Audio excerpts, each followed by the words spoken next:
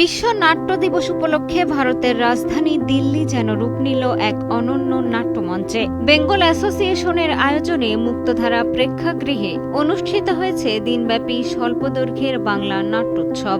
এই উৎসবে অংশ নেয় দিল্লির মোট ১৯টি নাট্যদল। তবে সবাইকে পেছনে ফেলে দর্শকের মনে দাগ কেটেছে প্রহসন রুইলেরেস। নাটকটি রচনা ও নির্দেশনায় রয়েছেন শুদ্ধসত্য ব্যানার্জি, যিনি ইতোমধ্যেই ইন্ডিয়া ইন্টারন্যাশনাল থিয়েটার ফেস্টিভ্যালে অংশ নিয়ে রয়েছেন আলোচনায়। এই নাটকে অনবদ্য অভিনয় করে নজর কেড়েছেন বাংলাদেশি মেয়ে তাসমিয়া তানহা। বসুন্ধরা টিস্যু অশুদ্ধতার বিরুদ্ধে এক বিন্দুও ছাড় নয়।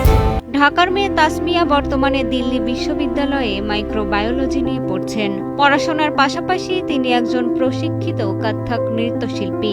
লখনৌ ও জয়পুর ঘরানায় দক্ষ। দিল্লির বাংলা নাটকে এটি তার অভিষেক হলেও সাংস্কৃতিক অঙ্গনে তার উপস্থিতি নতুন নয়।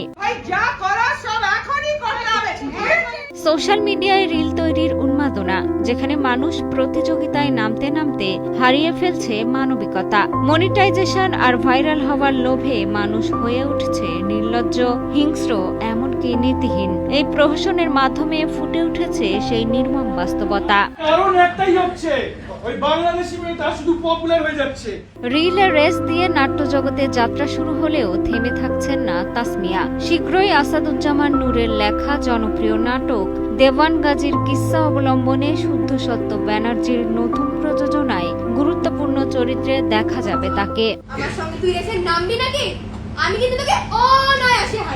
মিষ্টি খাতুন, কালের কণ্ঠ।